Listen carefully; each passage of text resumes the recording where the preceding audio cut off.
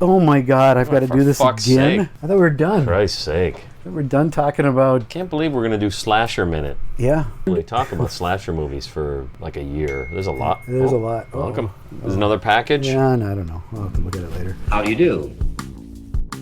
We're about to unfold the story of the Son of Frankenstein. This one is probably just as bad as his father. Good morning, son. Well, hello. My son, you have inherited the fortune of the Frankensteins. I trust you will not inherit their fate. By heaven, I think you're a worse fiend than your father. What are you going to do about it? There's a monster afoot and you know it. Well, we've warned you. You've been warned. Welcome back to Frankenstein Minute, the podcast that dissects the Universal Frankenstein film series minute by minute. And despite what you've heard, we're not a slasher podcast. We're not a Monty Python podcast. We're not a Beatles podcast. We're not a Monkeys podcast. No. But I think we could do a podcast about the Beatles and the Monkeys. Like Sure. all the times they intersected. Sure. That'd take That would be- a decade. That'd probably. be interesting. And I'm Tom Lang. Oh, and I'm Bill Evenson, and you've joined us for minute 98 of Universal's 1939 film Son of Frankenstein, starring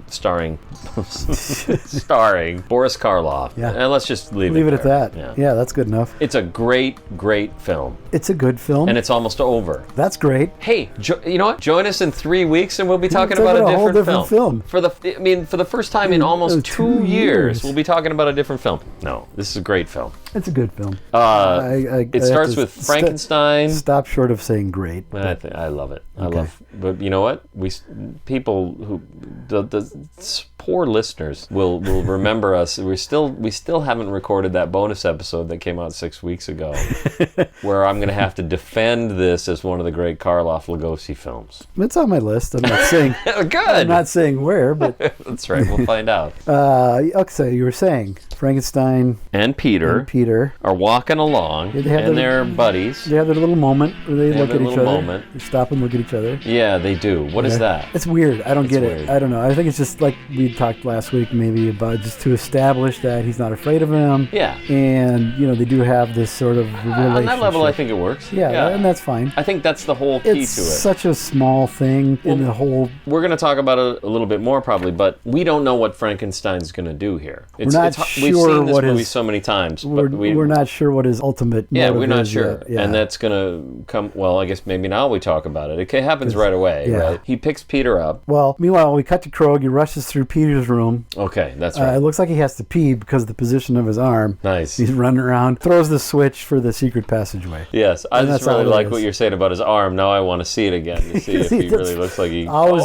struck me. as Really? Like he's holding it. This is why we do this podcast. I want to hear these little things that you've always thought. You know what I mean? Well, Yeah. otherwise, why are we doing this? Yeah. So I've never thought that. Now Okay. I will always. Now you will think always. So I'm happy to have ruined that moment for that. you. It's not a great moment. It's like 5 seconds, if that. Yeah. So, yeah. So he goes running to Peter's room and he activates the Secret passageway secret door. passageway door. And that's it. And then we cut back to Frankenstein and Peter, Yep. He leads Peter to the edge of the sulfur pit, where the ladder is. where the ladder is, and for some reason their skin doesn't immediately melt away from their bones. It's true. They're dead. They would just die been- in this minute. Burst into flame. Peter's fucking curly blonde Shirley Temple hair It's just bursts like into flames. like a match head. Are we having Donnie on? When's Donnie gonna come on? I don't know. Yeah. So Donnie and Boris, Donnie and William. What was his name? William Henry Pratt. Well, I know that, but I mean, what did people call him? They just Billy? call him Boris. He was. Yeah, Billy? yeah. Well, I think once he took that on professionally, he always signed like legal documents, William Henry Pratt, aka Boris Karloff. But I think people that knew him intimately called him Billy. Billy. Yeah. All right. His So brother, Billy I know and- his brothers did, and like people like C. Aubrey Smith did. James Gleason was another friend of his. Peter Bogdanovich. Yeah, I don't know what Peter Bogdanovich called him. called him Boris. I would have. Yeah. And Frankenstein lifts Peter up, and he appears to be about ready to just Thinking chuck him about it. into the. He's thinking about it. Just like we've been thinking about it. I Yeah, mean, sort of an obvious it joke is. at this point. Yeah. And I think it would have worked for us to make that joke if we hadn't spent almost 2 years talking about making it. that joke. But it is still this sitting there. Yeah, do it. Yep. Chuck him in there. And Peter gives no indication of any Kind of fear. concern of any Yeah, kind. no. He does not struggle at all. So Frankenstein picks up Peter and he he clearly seems to be thinking Yes. about chucking him in the sulfur pit. Yeah. The film tells us, much like Hitchcock would, the film is very specific, cuts to the bubbling Yeah, sulfur we get pit. a couple shots of it bubbling And we up. cut back, and we're just to make sure we're clear where we are and Yeah. what's happening. Yeah. He's really thinking about chucking Peter in that sulfur pit. And the reason, if it gets lost when we talk about it minute by minute, it hasn't been that long since he picked up the fairy tales book. Right. He's committed to. Well, yeah, he found Igor's dead body, Yes. has a tantrum, Yeah. trashes the lab, and one of the last things he comes upon is the fairy tale book Yeah. that was established early on, about 3-4 years ago, Yeah. that Peter gave him his picture book. Yes. And so he's on a mission to do something with Peter. I Well, mean, it's Wolf- bad. He's up to no good. Wolf hurt someone he loves, so he's going to hurt someone Wolf loves, I Right. think is the Yeah, thought I process. think that's right. I've always read it as that anyway. Because his actual, and this is what we're seeing here, and we're going to talk about it, I guess, even more in this minute. This minute is the minute to talk about this. Yeah, so I'll a just lot of shit kinda happens go in over this it. minute. But I think he's torn because he likes Peter. Peter's been kind to him. And he's been kind to he's Peter. been kind to Peter. He gave him a watch. That's right. Yeah, that's my. It's a nice jant. Yeah, he's very nice. Yeah. Yeah, no, he's been a good friend to Peter. Yeah, yes. I mean, you could say that sarcastically, but I think it's genuine. He's the only friend we know of to Peter. But Well, Peter Amelia. seems perfectly happy. Well, that's true. Good point. Yeah, because certainly not his parents until Yeah, now. his relationship with his parents is strained at best. Yeah, until now. God, we're gonna lose that tax deduction. No. Well, the thing that I think there's a couple of things that harm the film in retrospect that maybe they didn't realize when it happened, and what it is that we actually actively dislike Peter, and there are several reasons for this. His accent is insane, Completely out of sync with everybody's. He's unpleasant in the things he says. The things that are supposed to be cute don't work Don't at work all. at all. And the only thing we know he likes to do, well, I guess he likes to play with his toys, which is He likes to normal. sail a But boat on a train track. Sail a boat on a train track, which is that's probably- actually the best thing about Yeah, it. yeah. As you said, I And probably would have kill. done that myself. He's a killer. He likes to kill things. He likes to actually kill things. He likes to talk about killing things. He Yeah. likes to pretend that he's killing things. He killed Benson. that I'm doesn't still really- convinced he killed Benson. He may have killed Benson. So what we have to do is we have to try and forget all that and remember. It's hard to do, and you can't really. But he is unpleasant, and we do hate him, and we do want him to throw him in the sulfur pit. Right. That's a problem. It's The film our has a problem here. It's the film's problem, and it's our problem for wanting to see a child brutally murdered. You know, that's not something that true. you usually want to. That's a really good point, and I think maybe that's softened by how willing. Oh, what's the movie Peter I is. was just watching? Where a child was brutally murdered? Yeah. And it was awesome. They're like run over by, I think it was one of the Friday the 13th or something. Run over? Oh, Pet Cemetery? No, it wasn't that. It was something else. Oh, okay. No, because Oh, a in different- Pet Cemeteries, you hit by a bus or run over by a truck or something, right? Yeah, I think. No, this was like one of those big, they used to like flatten out asphalt, big roller thing. Like in Fish Called Wanda? Yeah, only not funny. Yeah. Oh, it's not funny? No, it's not, and it's pretty grim. And you know, it was in that In Search of Darkness. I wish I could remember okay. the film. I don't know. It would be a major plot point that this child was killed, but in there, it's just one of the many. I guess. I don't know what now is. I'm not in tune with modern sensibilities. I am not either. I do a podcast about a movie from the 30s, but I will say this. I watched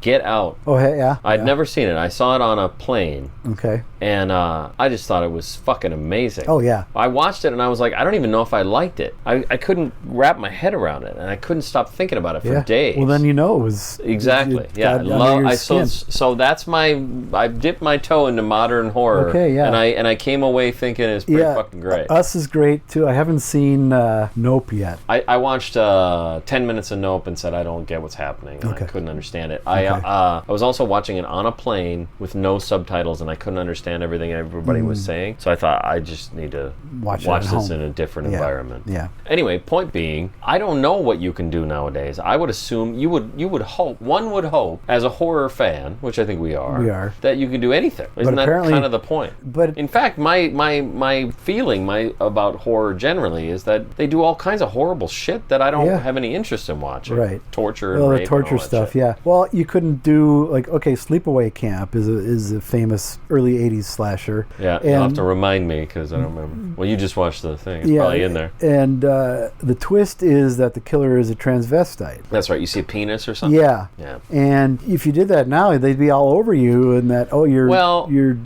that's true. You're demonizing trans people. Like, no, just the one. Well, yeah, no, I think there's some validity to that. You'd have to, the fact that that's the surprise, like that's the M. Night Shyamalan moment. Yeah, that's where it falls apart. Yeah. I think. Boy, am I on both sides of this argument. Yeah, I am too. I think it works in that context Yeah. because of the time, and you shouldn't make that movie today. No, you shouldn't. But that's how it is. But we've it's become like making oh, for fuck's sake, what was Birth of a Nation? Mm-hmm.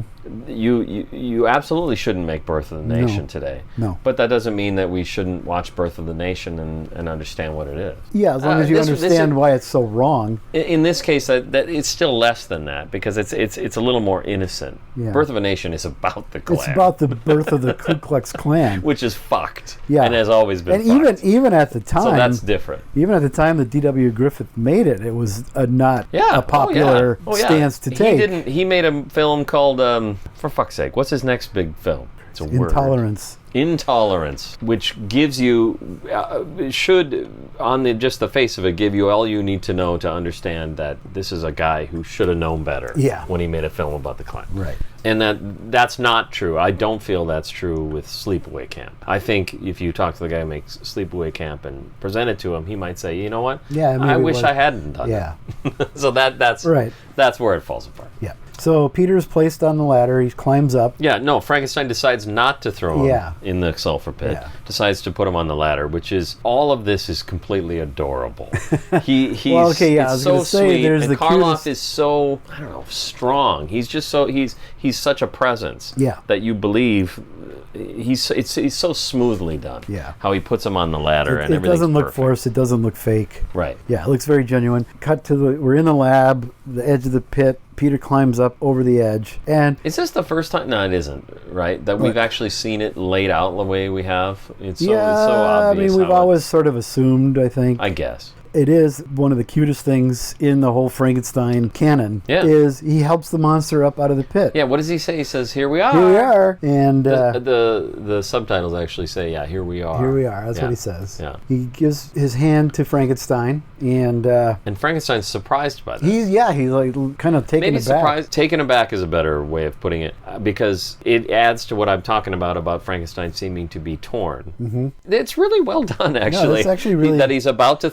You sense that he's about to throw him in, and he doesn't. Right. And then they climb up, and then Peter goes to help him up, and he's clearly affected by this in some way. He sort of, leans back and looks at him. Yeah. With not puzzled, but just sort of. I liked, like you said, taken aback. Taken aback. That's the best way to explain it. Yeah. I don't know how I think it is, part of that idea of, and I guess we'll talk about it this week and next week, that he's not a brute. It's not easy for. He clearly is going to do something with Peter, and his goal is to hurt Wolf by getting to Peter. Right. But he hasn't even figured out what he's going to do. He hasn't quite figured out what he's going to do yet. It's really great to see that. Mm-hmm. If you look carefully, Peter's wearing rubber boots. Oh yeah. Yeah. So at some point, either he sleeps with them on, or Frankenstein waited for him to put his rubbers on. I don't know. That's probably a good idea. Maybe he said, "Hey, it's going to be kind of. We might be getting in the sulfur pit area. Yeah. You might want to put something on than these booties or whatever you would sleep with." Right. Meanwhile, the Von Frankenstein posse rushes up to the lab. Yeah, that's right. To the lab door, Elsa is shrieking, "Peter!" over and over again. What's weird is the subtitles say Elsa says Peter,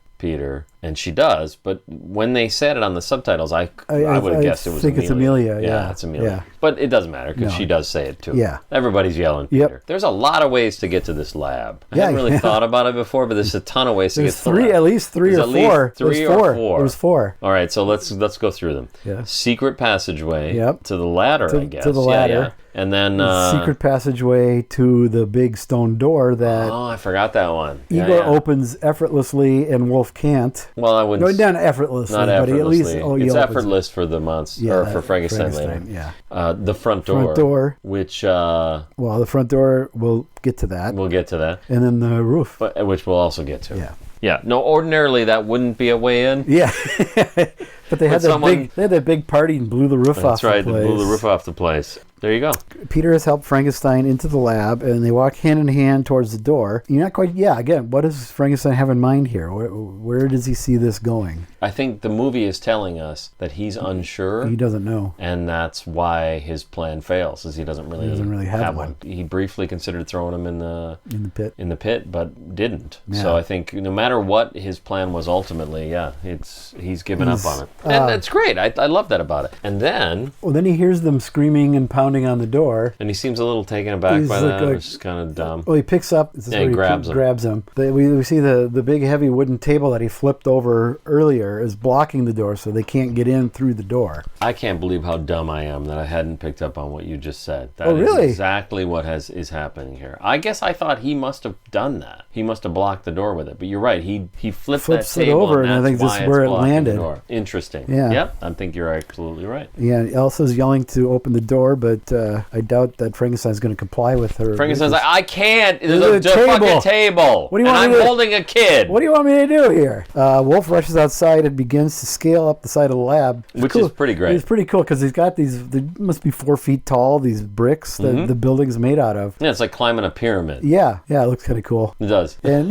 Rathbone's a very athletic guy. Yeah, he's Robin Hood. No, he was not. He was the other guy. The sheriff of Nottingham. Okay. Right. And he's a swordsman second to none in those films. Swordsman in the traditional sense. In the traditional sense, not in the Karloff sense. He's supposed to be bested by Errol Flynn, and Rathbone could slice him to pieces. Oh, really? I think so. Okay. Yeah. I haven't watched any of these. Oh, you haven't seen Adventures of Robin Hood? I don't know if I've ever seen an Errol Flynn film. Oh my God. I mean, Adventures of Robin Hood is what, 38? Yeah. Yeah, I haven't seen it. You've never seen it. Oh. You get some more Una O'Connor because she's in it. Oh, is she? Yeah. Does she have a big role, or does she just stand there going? She plays Minnie and she shrieks. Okay. Perfect. No, she's a little more tolerable. She's all right in The Invisible Man too. Oh, there's a sequence, though, after he's thrown the shit at her and she goes down the stairs screaming. Yeah, that's her thing. That's her. She doesn't do that in Robin Hood, too? A little bit, but it's a little more subtle. Okay. Uh-oh. What happened? I don't know. People keep texting, but I'm going to ignore it. Okay. They're texting me, your house is on fire, right? So, no. When we're done, I'll take care of it. It's fine. Yeah. It usually burns from the top down. We got time. We got plenty of time. The dogs, they can get out because I left the patio door open, so they're fine. True. Yeah. Meanwhile, Krog's followed the path that Frankenstein and Peter have taken and climbs into the lab from the pit. Yeah. Again, his flesh is not completely melted from his bones. That's true. He's properly equipped with the appropriate safety. He's got his asbestos uniform on. He looks like he's got his beekeeper. No, he just looks normal. But he comes that way. And then we have something that I hadn't thought about until now. Okay. I believe this is the first time that Atwill and Karloff appear together. Yeah, you're right. I can't imagine how else it... No, I think you're right. You're right. Yeah. We finally got these two have come together. It's a reunion of sorts. It's a reunion. Yeah. Because they reenact their first encounter. They completely do. Because what happens? I'm glad you asked, Tom. Okay. Because I think it is exactly the same. Yeah. In that Frankenstein grabs Krog's arm, his right arm, his false arm, much like he did back in the day, whenever that was. When he was a wee lad. When he was a wee lad, and seems completely surprised when it comes off. The monster? Yeah. I mean, Frankenstein? Yeah. Yeah. I mean, you... No, I don't know. What a fucking podcast we have. Yes, that's what I'm saying. Yeah. Is that Frankenstein is a little taken aback. I mean, you see that on screen, like, oh shit. Whoa, Jesus. Holy fuck. That came off easy. That was weird. I remember this. I remember this. You're that guy. Yeah, I remember you. No, there's none of that. But yeah, he does seem a little bit surprised that it sort of comes off. Comes off that and quickly. It's great that it comes off because this is the first time it comes off. We don't ever see his arm. It's not like he's removing it in every other scene. Right. This is a big deal when this happens. Yeah. So he pulls on it and the arm comes right off. It just comes right off. And then the minute ends. Before we can see what happens next, I guess. Or yeah. All right, do we need another 10, 15 minutes here? For what? No. For you to I'm find. Good. You got it? Here we go. Got any more questions, wise ass? The sound of the blah, blah, listen. blah, Oh, Christ. What is that? How on earth did that? No, I do need an hour and a half. I can't. What the fuck? What, did he delete his comment? Oh, for Christ's sake. No. All right, I can read it on here. Okay. It really doesn't matter. Now it's time for Got any more questions? Wise Ass, brought to you by patreon.com/Frankenstein Minute, where you can go for all of your patreon.com/Frankenstein Minute needs, such as bonus episodes. You'll recall we did a great episode. People are just raving. All of the horror community is a buzz. The horror community is a buzz about our bonus episode where we talked about whatever we talked about. Okay. It was our top 5 Karloff Lugosi films. Oh, that was good. That was a good one too. Really I good. like that one as Oh, well. you're talking about a different one? I was talking about one we've probably done since. Okay. I don't know. We're talking about Monty Python probably.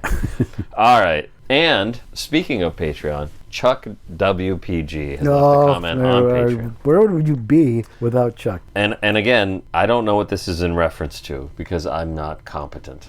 I'm not good at my job. Your job. Chuck WPG commented on your post. Okay. Benson did things for Wolf and Frankenstein did things for Igor. Now these 2 lonely guys will have to find new partners to do things for them. This could be the plot for a new fall sitcom starring Don Knotts as Mr. Furley, and hilarity ensues.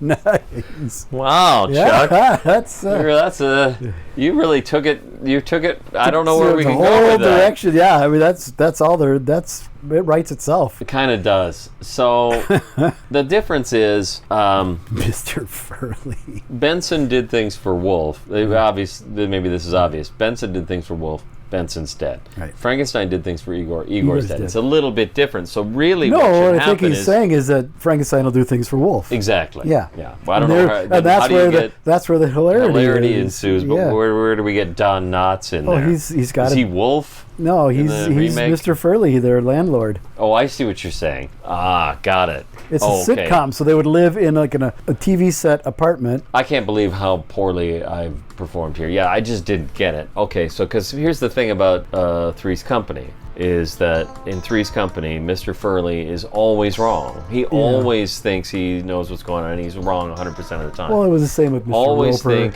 same with Mr. Roper. He always thinks that Jack is fucking one of his roommates. And so that's what's going on here is Mr. Furley always thinks that Frankenstein is fucking Wolf.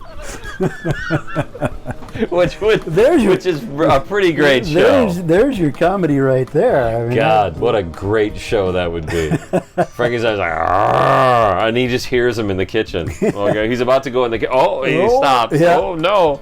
You got to do the Don Knotts, the rubber you gotta face do Don expressions. Knotts look. Frankenstein says, "Arr!" And Wolf says, "No, bigger, or deeper, or something." No, I need you to go deeper. Turns out they're stuffing a turkey. There you go. Perfect. That's awesome. Thanks, Chuck. Now, in a perfect universe, Yeah. Doc Ivan will hear this and do a little graphic for it. Oh, good. That'll be perfect. Oh, if you love us There's at Mr. all, Furley Doc, outside those, and it's It's almost those like double doors. Western, yeah, the saloon doors. saloon doors. Yeah. There you go. Perfect. I love it. I love it too. Oh. Thank you. Thanks, Chuck. Sit, Ubu, sit. Good dog.